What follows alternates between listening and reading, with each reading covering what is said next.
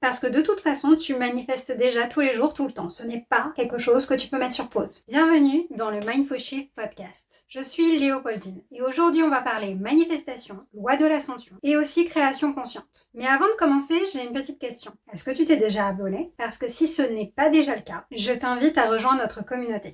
Ici on parle évidemment de manifestation, d'identité, d'état d'esprit, de Neville Goddard, mais surtout de tout ce qui peut t'aider à créer une vie qui te ressemble davantage. Et si cet épisode te plaît, n'hésite pas à laisser un j'aime ou même un commentaire. J'essaie de répondre à un maximum d'entre vous. Ça aide énormément le podcast à être découvert par d'autres personnes qui pourraient en avoir besoin. Tu retrouveras également dans la description ci-dessous mes accompagnements personnalisés, mes ressources gratuites et toutes les façons de travailler avec moi si tu le souhaites. Maintenant, je voudrais que tu prennes quelques minutes pour toi. Installe-toi confortablement, prends ta boisson favorite, parce que, contrairement à ce qu'on nous a appris, le pouvoir que tu cherches n'est pas quelque part à l'extérieur de toi. Tu es déjà le personnage principal de ton histoire, de ta réalité. Alors c'est parti, entrons dans le vif du sujet. L'une des plus grandes erreurs que les personnes font lorsqu'elles manifestent une nouvelle identité, peu importe comment, c'est de se laisser distraire par un pont d'événements. Puisqu'on m'a demandé d'en parler en commentaire, j'en parle aujourd'hui. Ou même plusieurs ponts d'événements d'ailleurs. Et non, évidemment, je ne parle pas d'un véritable pont que tu vas traverser. En manifestation, le pont d'événements représente simplement tout ce qui se passe entre là où tu commences, là où tu en es aujourd'hui, et ta finalité. Le résultat que tu vas créer en pensant à partir de l'identité où tu as déjà ce que tu veux. Et un pont d'événements, ça peut prendre vraiment tout un tas de formes. Aussi bien un événement inattendu, une rencontre, des délais, des changements de situation inattendus ou même attendus, peu importe. Et parfois même des situations où c'est l'opposé de ce que tu désires. Un pont d'événement peut être aussi simple que simplement ton ou ta SP qui a l'idée tout d'un coup de t'envoyer un message. Ça peut être aussi rapide et aussi simple que ça. Ça n'a pas besoin d'être long et de passer par 10 000 étapes. Ça dépend tout simplement de ce qui sera le plus naturel pour toi. Donc en fait, tu vas me dire, oui, mais il est où le problème? Eh bien le problème, c'est que nous voyons la majorité du temps ces événements, ce qui se passe, ces ponts d'événements en fait, ces circonstances extérieures en somme, et on commence à penser ça ne fonctionne pas pour moi. Ou peut-être que ça n'arrivera jamais. Pourtant, un pont d'événements n'est absolument pas ta destination finale. Ce n'est pas ta finalité. C'est simplement, en somme, le chemin qui t'y conduit. C'est un peu comme quand tu lis un roman. Tu débutes le premier chapitre, c'est là où tu démarres. À la fin, il y a la finalité et la conclusion. Imagine tout ce qui se passe, tous les événements mis en place en cours de route dans ce roman pour pouvoir y arriver à cette conclusion. Tout ça, c'était nécessaire pour arriver à la conclusion. Eh bien, c'est exactement pareil quand tu manifestes. Parfois, ça peut être extrêmement court et faire, 30 à 50 pages. Et parfois, ça peut être un roman de 800 pages. Et la clé ici, c'est de ne pas réagir constamment à partir de ton ancienne histoire, ton ancienne identité. À la place, c'est le fait de choisir de revenir à ta pratique quand ce genre de choses arrive. Revenir donc à l'ascension, que ce que tu veux c'est déjà possible, c'est déjà fait. Quoi que tu vois devant toi, quoi qu'il se passe. Et donc de rester connecté mentalement à cette ascension-là en repartant tout simplement à faire ta pratique. Soit en redisant tes affirmations en boucle dans ta tête, ou une de tes affirmations en boucle dans ta tête. Juste pour rester dans l'état d'esprit où tu sais que c'est déjà en train d'arriver de toute façon. Parce que tout ce qui est en train de se passer là, c'est déjà en ta faveur et c'est en train de t'amener ce que tu veux à tout moment dès maintenant. Pas dans des mois et des jours, à tout moment dès maintenant. Et Neville Goddard parlait de ce concept-là à travers l'idée de vivre, de ressentir en fait ta finalité.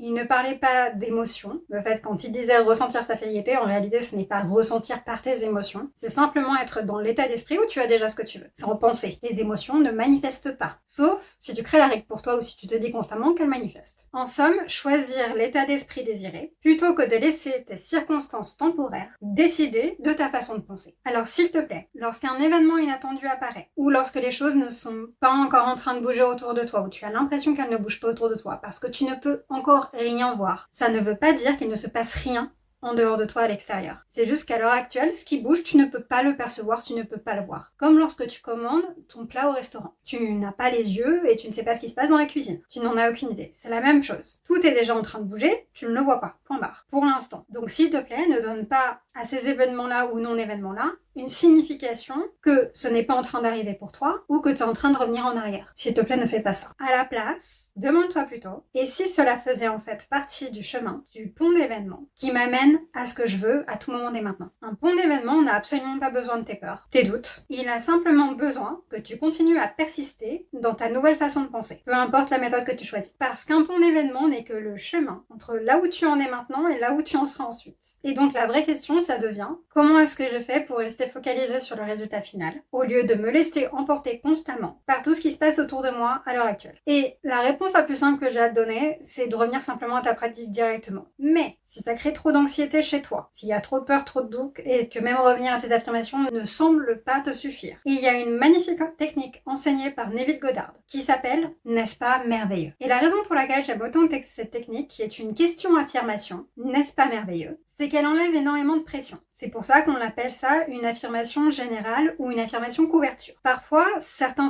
d'entre vous pensent que manifester signifie avoir la visualisation parfaite, l'affirmation parfaite, des émotions parfaites, alors qu'on a déjà dit que les émotions ne manifestent pas. Les émotions sont la première preuve, le premier mouvement d'une manifestation, très souvent d'ailleurs. Et tu n'as pas non plus de savoir exactement ce que tu vas faire à chaque instant par rapport à cette manifestation. Ceci étant dit, tu peux aussi te répéter que tu sais déjà quoi faire quoi qu'il arrive. Et la chose la plus puissante que tu puisses faire, très souvent, c'est simplement revenir à l'idée que tout est déjà réglé. Tout est déjà en train de se mettre en place. Il y a déjà du mouvement, tu peux simplement pas le voir là tout de suite, mais d'un moment à l'autre, dès maintenant, tu vas pouvoir le voir. D'une minute à l'autre, d'un moment à l'autre, peu importe comment tu veux le formuler. N'est-ce pas merveilleux est une phrase, question, qui représente en fait l'état d'esprit de quelqu'un qui possède déjà ce qu'il désire, voire tout ce qu'il désire, en règle générale. Il ne s'agit pas de prétendre que tes circonstances actuelles n'existent absolument pas, ou de les ignorer. Il s'agit de choisir l'état d'esprit à partir duquel tu souhaites vivre, ce que tu souhaites expérimenter à partir de maintenant. Réfléchis-y. Si quelque chose de vraiment merveilleux s'était déjà passé, déjà produit dans ta vie, tu ne serais pas en train d'essayer désespérément de comprendre comment ta manifestation va arriver. Tu ressentirais sûrement naturellement, parce que quelque chose de merveilleux t'arrive et que tu le penses, du soulagement, et tu aurais sûrement enfin l'impression que les choses tournent en ta faveur. Et c'est exactement ce que cette technique-là cherche à créer. Tu n'es en aucun cas obligé d'utiliser exactement cette formulation en fait là avec ces mots-là. Parce que la phrase elle-même n'est pas magique. Aucune technique n'est magique. C'est toi qui as la magie,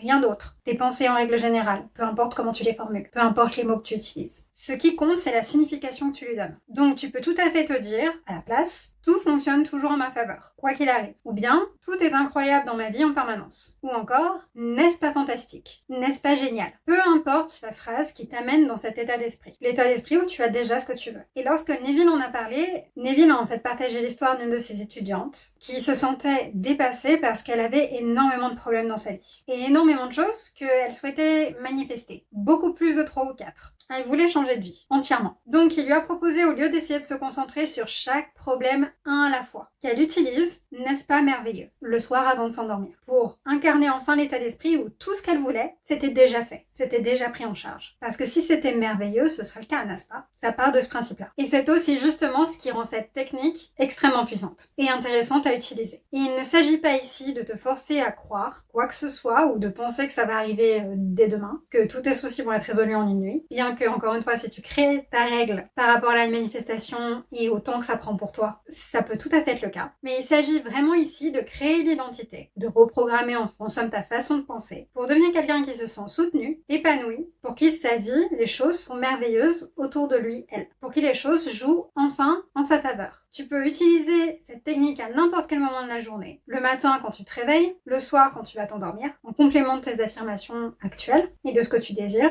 ou lorsque tu te sens anxieuse à tout moment de la journée en boucle, en répétition pendant quelques minutes, voire 5-10 minutes. Et s'il y a des doutes qui apparaissent, si tu commences à te poser des questions, ça n'a aucune importance, tu reviens à cette affirmation-là, tout simplement. N'est-ce pas merveilleux? Ou tu reviens à l'une de tes affirmations par rapport à ce que tu désires, en boucle, pendant quelques secondes à quelques minutes. Tu n'as pas besoin de combattre tes doutes, de les contrecarrer, de corriger ta pensée constamment. Tout ce que tu as à faire, c'est de revenir simplement à ton affirmation choisie. Choisis-en une pour que automatiquement tu y reviennes sans poser de questions, sans avoir constamment à argumenter avec tes doutes et tes peurs. Par exemple, reviens à l'état d'esprit qui sait déjà que de toute façon, tout est en train de fonctionner en ta faveur. Tout fonctionne toujours en ma faveur. Point barre. Et tu te répètes ça en boucle. Le but ici n'est pas de courir après ta manifestation, quelle qu'elle soit. Le but, quand tu fais ta pratique consciente, c'est de te familiariser avec l'état d'esprit où tu as déjà ce que tu veux, ou tu es sur le point de l'avoir à tout moment dès maintenant, peu importe le temps que tu utilises. N'est-ce pas merveilleux? Et cela nous amène à l'un des principes les plus importants en manifestation et loi d'assomption. Tu es le créateur, la créatrice de ton expérience. J'en ai parlé aussi dans l'épisode précédent. Non pas parce que tu contrôles chaque millimètre et détail de ton existence et de ta réalité, mais parce que ton monde intérieur crée ce que tu expérimentes au quotidien. Et aussi la manière dont tu perçois les choses autour de toi et dont tu interagis avec justement ta réalité. Tes pensées dominantes et tes croyances influencent constamment la réalité dans laquelle tu vis. C'est un peu comme un miroir. C'est totalement neutre. Le monde autour de toi reflète l'histoire que tu te racontes le plus souvent. Pas juste une pensée qui passe par là, non, celle que tu te répètes le plus souvent, de manière dominante. À propos de toi-même, des autres, de la vie en règle générale, d'un domaine spécifique dans ta vie, et aussi de ce que tu considères possible ou non pour toi. Et c'est vraiment la raison pour laquelle tes pensées sont si importantes. Parce que si tu reviens constamment aux mêmes peurs, aux mêmes doutes, et aux mêmes histoires mentales passées, que tu ne souhaites plus expérimenter, que ce soit à propos de toi, de quelqu'un ou de la vie en règle générale, ou de ce que tu désires, tout ce que tu fais, c'est de renforcer cette version-là de ta réalité. Et ta réalité t'en apportera encore plus de preuves. Elle n'en a pas d'autre choix, elle est neutre. Ce n'est qu'un miroir. Mais lorsque tu choisis de manière dominante une assumption, de manière répétée en gros, une nouvelle identité, de nouvelles pensées par rapport à un sujet précis, toi-même, les autres, peu importe ce que tu désires, tu vas commencer à créer et à pousser dans ta réalité ces nouvelles façons de penser. Puisque tu crées enfin à partir d'un état d'esprit différent. Ta réalité n'a pas d'autre choix que de te prouver que tu as raison, quoi qu'il arrive. Et tu n'es pas impuissant, impuissante en attendant que la vie t'arrive, que les choses arrivent,